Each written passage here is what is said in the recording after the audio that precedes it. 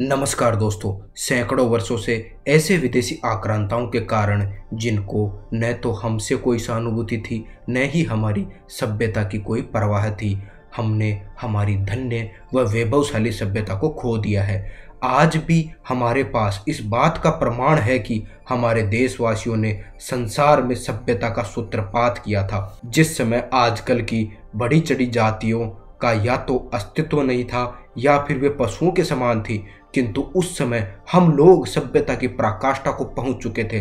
भारत की उन्हीं वैभवशाली सभ्यताओं में से एक थी उत्तर कौशल, जिसकी राजधानी थी अयोध्या। जैसे मनु पृथ्वी के प्रथम राजा कहे जाते हैं, उसी प्रकार अयोध्या भी सबसे पहली पुरी कही जाती है। दोस्तों, इसी उत्तर कौशल में भगवान विष्णु के मुख्य अवतार राम, श्री कृष्ण और बुद्ध अवतरित हुए हैं। तीर्थराज प्रयाग, मुक्तिदायिनी विश्वनाथपुरी, काशी इसी कौशल में है।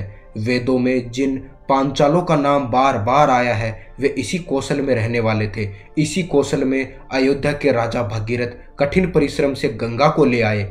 यहीं से निकलकर क्षत्रियों ने तिब्बत, श्याम और जापान में साम्राज्य स्थापित किए।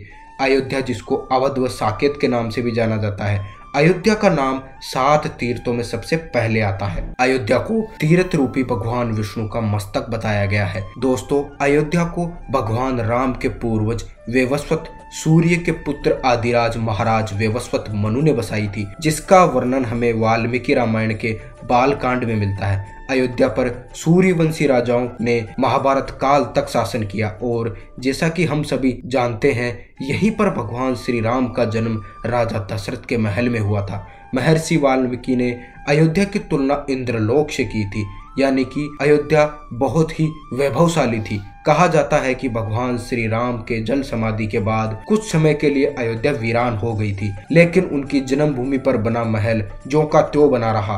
उसके बाद भगवान राम के पुत्र कुश ने एक बार फिर राजधानी अयोध्या का निर्माण करवाया। इस निर्माण के बाद सूर्यवंश की अगली 44 पीढ़ियों तक अंतिम राजा बृहद्रथ तक इसका अस्तित्व रहा। कौशलराज बृहद्रथ महाभारत युद्ध में अभिमन्यु के हाथों मारे गए। महाभारत युद्ध के बाद अयोध्या वीरान हो गई, लेकिन श्री राम की जन्मभूमि का अस्तित्व समाप्त नहीं हुआ। दोस्तों, इसके बाद उल्लेख मिलता है कि लगभग 100 ईसा वर्ष पूर्व उज्जैन के चक्रवर्ती सम्राट विक्रमादित्य एक दिन शिकार करते करते अयोध्या पहुंच जाते हैं। थके हारे होने के कारण उन्होंने अयोध्या में सरयू नदी के तट पर एक आम के पेड़ के नीचे अपनी सेना के साथ आराम करने का फैसला किया। उस समय वहां घना जंगल था और कोई आबादी भी नहीं थी। वहां महाराजा विक्रमादित्य ने इस भूमि में कुछ चमत्कार देखे तो उन्होंने खोजना शुरू किया। तो उनको आसपास के ऋषि व मुनियों की कृपा से यह पता चला कि ये भगवान श्री राम की अवध भूमि है। उन संतों के निर्देश पे सम्राट ने यहाँ पर एक भव्य मंदिर के साथ साथ कुएं, तालाब, महल आदि बनवाए। कहा जाता है कि उन्होंने श्री राम जन्मभूमि पर काले रंग के पत्थर से 84 खंभों पर विशाल मंदिर का निर्माण करवाया था। बाद में विक्रमादित्य के राजाओं ने समय समय पर इस मंदिर की देखभाल की। उन्हीं में से एक थे शुंग वंश के प्रथम शासक पुष्यमित्र शुंग, जिन्होंने मंदिर का जीर्णोद्धार करवाया था। वहां मिले कई शिलालेखों के अनुसार अयोध्या तीसरे गुप्त वंश के दौरान और उसके बाद लंबे समय तक गुप्त साम्राज्य की राजधानी थी। गुप्त महाकाव्य रघुवंश में कवि कालिदास ने कई बार अयोध्या का उल्लेख किया है। चीनी यात्री जुआंगजांग 7वीं शताब्दी में यहाँ आया था और उसके अनुसार यहाँ 20 बौद्ध मंदिर व 3000 भिक्षुक रहते थे और यहाँ पर एक बड़ा और भव्य हिंदू मंदिर भी था, जिसे देखने हजारों लोग प्रतिदिन आते थे। फिर 11वीं सदी में कन्नौज के राजा जयचंद आए। उन्होंने मंदिर पर सम्राट विक्रमादित्य की स्तुति में एक शिलालेख खुदवाया और उनका नाम लिखा। पानीपत की लड़ाई के बाद जयचंद का भी अंत हुआ। इसके बाद भारत पर आक्रमण बढ़ गए। आक्रमणकारियों ने काशी, मथुरा और अयोध्या को लूटा और पुजारियों की हत्या व मंदिरों की मूर्तियों को तोड़ते रहे, लेकिन 14वीं शताब्दी तक अयोध्या में राम मंदिर को नहीं गिरा सके। विभिन्न आक्रमणों के बाद भी श्री राम जन्मभूमि पर बनाया भव्य मंदिर 14वीं शताब्दी तक तमाम परेशानियों से बचा रहा। कहा जाता है कि सिकंदर लोदी के शासनकाल में यह मंदिर मौजूद था। 14वीं शताब्दी में मुगलों ने भारत पर कब्जा कर लिया और उसके बाद ही राम जन्मभूमि और अयोध्या को नष्ट करने के लिए कई अभियान चलाए गए। अंत में 1527-28 में मुगल साम्राज्य के संस्थापक बाबर के आदेश पर उनके सेनापति मीर बाकी ने भव्य मंदिर को तोड़ दिया व उसके ही पत्थरों से बाबरी मस्जिद का ढांचा तैयार करवा दिया, जो 1992 तक अस्तित्व में थी। इसके बाद से राम जन्मभूमि व बाबरी मस्जिद का विवाद चलता रहा, किंतु मुगलों का शासन होने के कारण हिंदुओं को इसमें कोई सफलता नहीं मिली। आज हमें पहली बार 1853 में हुए दंगों का जिक्र मिलता है। 1859 में अंग्रेजों ने इस विवाद को रोकने के लिए मुसलमानों को ढांचे के अंदर और हिंदुओं को राम चबूतरे पर पूजा अर्चना करने की इजाजत दी।